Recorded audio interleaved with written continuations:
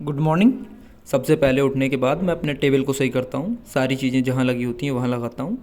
उसके बाद फिर मैं कुछ करने के लिए बैठता हूँ। आज मैंने सबसे पहले इंटरव्यू के लिए ये बैच परचेज़ किया गाइडली का। मुझे 1529 का पड़ा ये बैच। उसके बाद मैं करंट अफेयर्स पढ़ने के लिए बैठ गया स्मार्ट कीड़ा से। कल मैंने रनिंग की थी तो मेरी बॉडी ज़्यादा दुख रही थी और कॉफ़ी भी नहीं थी आज, तो खाने पीने के लिए कुछ नहीं था, भूख लग रही थी। मैं पढ़ने के लिए बैठा बट थोड़ी देर में ही मुझे नींद आने लगी, गर्दन बिल्कुल ऐसे गिर गई जैसे टूट गई हो।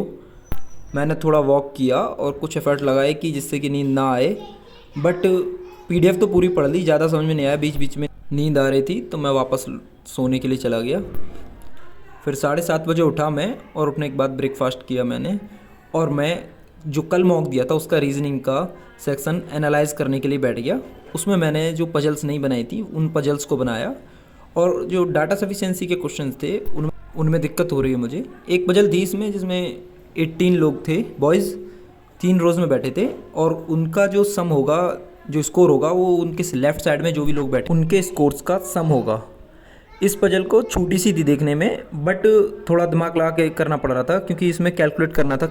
वरना कुछ पजल्स ऐसी होती हैं जिनमें आपको बस फ्लो के साथ कंडीशंस नोट करते चले जाते हैं, भले ही वो बड़ी होती हैं और आराम से बन जाती हैं। उसके बाद मैंने जो गाइडली का बैच लिया उसकी जो पहली 2 लाइव क्लासेस ली हैं आदित्य सर ने, उन क्लासेस को लिया। उनमें सर ने बताया कि किस टाइप के क्वेश्चंस आपसे पूछे जा सकते हैं और इस बैच में हम किन किन क्वेश्चंस के ऊपर आपको पढ़ाने वाले हैं। तो मैं बैंकिंग अवेयरनेस तो गौरव गर्ग सर की क्लासेस से ही कर रहा हूँ, और जो मेरे पास बुक है Indian economics by Vivek Singh.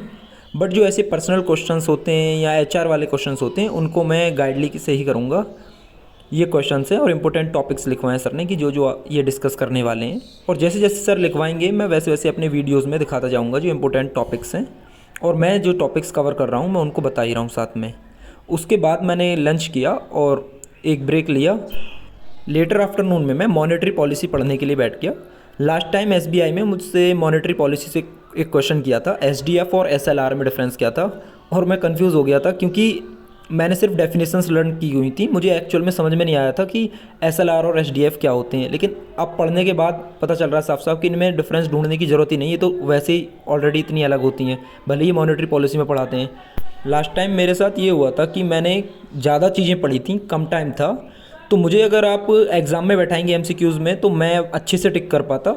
But जब कोई सामने से क्रॉस क्वेश्चंस कर रहा है और वो ज़्यादातर डिफरेंस पूछते हैं आपसे, आपसे ये नहीं पूछेंगे कभी भी कि ये क्या होता है वो क्या होता है, वो ये पूछ लेंगे आपसे कि बता दीजिए कि बैंक रेट और मार्जिनल स्टैंडिंग फैसिलिटी में क्या फ़र्क होता है, या फिर स्टैंडिंग डिपॉजिट फैसिलिटी और रिवर्स रेपो रेट में क्या फ़र्क होता है।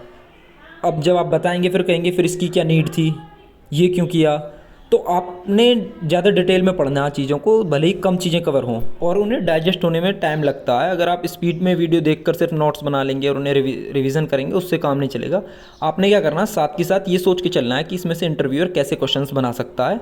और मैंने आरबीआई का जो मॉनेटरी पॉलिसी आई थी 23 अक्टूबर को, उसका सर्कुलर भी डाउनलोड किया था, और उससे मैंने जो करंट की चीज़ें थी वो नोट की थी, रेट्स, और जो 3 नए मेंबर्स ऐड हुए हैं जो एक्सटर्नल मेंबर्स होते हैं मॉनेटरी पॉलिसी में, जिनको गवर्नमेंट अपॉइंट करती है।